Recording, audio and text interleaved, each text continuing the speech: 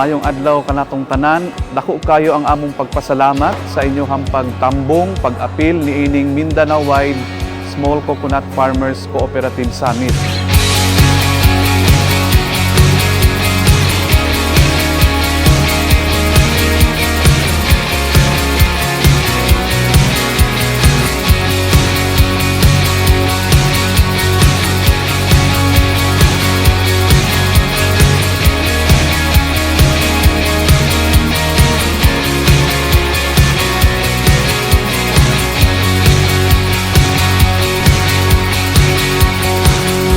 Nagustuhan ako ang event ngayon.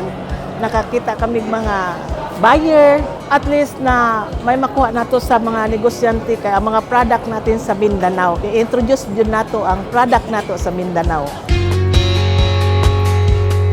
Pero gusto kong ibalita sa inyo na just 2 weeks ago sa budget hearing ng CDA na sisikapin niya na maibalik muli yung pagbibigay ng financial assistance sa Coconut Farmers Cooperative at hindi na dapat 150,000, 500,000 pesos ang mapakinabangan nila. Coconut Farmers Cooperative! Yay!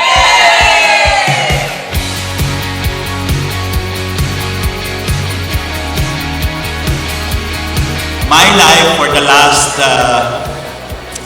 40 years professionally has been involved in trading and consolidating for Filipino products worldwide. So Mindanao has been a stable source of my supply for products, not only for coconut, but for mangoes, for banana, of course banana chips, and of course you have the fruit purees, and of late coffee and cacao.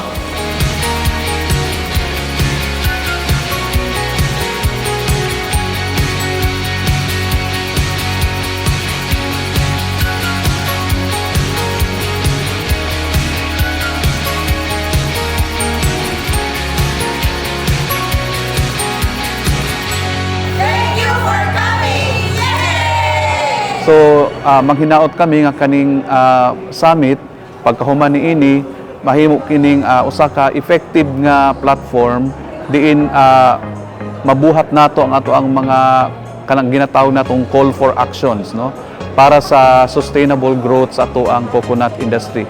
Go Mindanao Coconut Farmers! All gets better, all gets better, all gets better.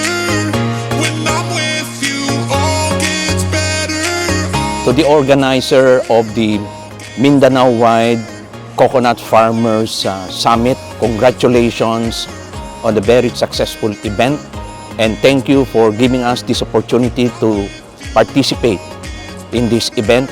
At salamat sa lahat ng mga Coconut Farmers Cooperative na nag-attend ngayong araw na ito. In behalf sa CDA 11, ako mapasalamaton kayo nga gipili ang Davao aron dinhi ipigayon ang Mindanao-wide Coco Farmers Summit. Ako nang hinaot nga sa sulod na duha ka adlaw ang atong mga delegado nakadaghan man nakatunan. Mapasalamaton mi og dako sa pag-invite sa amoan ni CDA for the opportunity to showcase our product from Region 10.